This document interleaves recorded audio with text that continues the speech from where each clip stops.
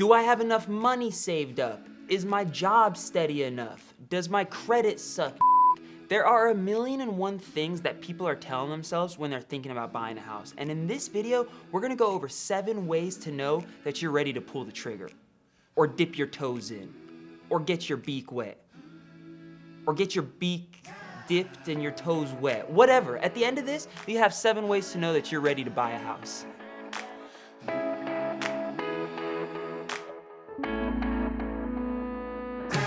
Tip number 1, location. Can you see yourself in this community or in that city or in this neighborhood for at least the next 5 years? Timing the market is hard, and that's why flipping houses is so risky. But when you're in a home for at least 5 years, it doesn't really matter what's happening day to day in real estate, because over the course of that time, you'll be in it long enough to capture the cost of closing costs, commissions, and other things that might have happened over the course of time. In a normal market, homes are appreciating about 2 to 3% every year. Right now, with everything happening, it's almost double and triple that in certain areas. So if you're gonna be in a place for at least 5 years, you're generally gonna end up on top. Tip number 2, do we have enough saved up for our down payment and our closing costs? With an FHA loan, we can put down as little as 3.5%. So let me give you an example. If we were looking at a house that was $500,000, we would need about $17,500 saved up for the down payment. On top of that, closing costs are about 2% of the sale price of a home. So if we were looking at the same house that was $500,000, we would need about $17,500 for the down payment, plus about $10,000 for the closing costs. So if you have about $30,000 saved up, the chances are there are a lot of opportunities available to you. And if you don't have that much saved up yet, there are still other types of down payment assistance programs that might be able to open doors for you as well. Tip number 3, how's your credit? As you click around online doing some research, you're probably gonna see that sites are telling you that you could have like a 580 credit score. I'm not telling you that it's not possible with a score that low. I'm just telling you that you're probably gonna get a dog shit interest rate. The goal should really be a minimum of a 620.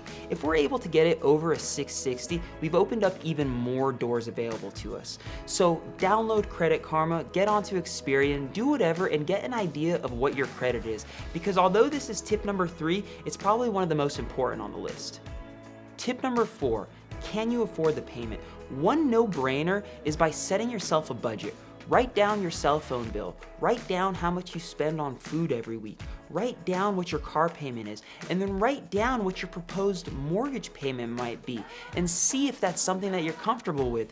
And you can take it one step further than that. Take what you think your mortgage might be and start putting that in a separate savings account. Start living as if you're making that mortgage payment before you even have it. For all we know, you're gonna have a couple months saved up before you even get yourself into that house, and that's gonna make the transition into homeownership so much easier.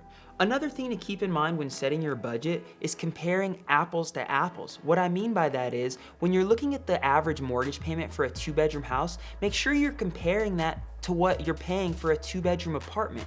Don't compare some 3-bedroom house to some 1-bedroom studio in Santa Monica. All this financial planning is for your best interest, and the more honest you are with yourself, the more honest you are with these numbers, the more financial freedom you're gonna have in the future. Tip number 5, do you have steady income? How long have you been at your job? If another one became available, would you jump ship?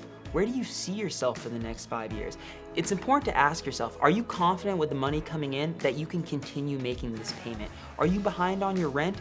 Or if the landlord approached you asking to raise it $400 a month, it would be totally Gucci. Be honest with yourself. At the end of the day, you're not bullshitting anybody except yourself. And all of this is for your best interest. Tip number 6, are you ready for the responsibility? Landlord's not coming over and fixing the dishwasher. When the garbage disposal breaks, that shit's on you. Mommy's not coming over and loading the fridge. Are you ready to spend your weekends at Home Depot hunting for that avant-garde bespoke tile backsplash that HGTV has been raving about that's been sold out for the last 3 months? Buying a house is a blessing, but it's also a responsibility. Be honest with yourself, be honest with those around you. It's a big deal, and take it seriously. Tip number 7, do you have a savings account or an emergency fund? It's Murphy's Law. You're gonna get the keys to your first house, and sure as shit, the fucking garbage disposal is gonna break. Do you have money budgeted for certain things like that? Are you ready for that rainy day?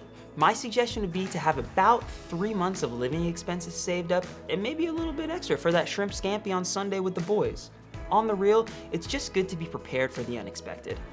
Whether you're ready to do this tomorrow or 6 months from now, it's really important to get these ideas percolating. And we are our own worst enemies, but we're also our biggest advocates. So these are just 7 ways to show yourself that you're even closer than you think.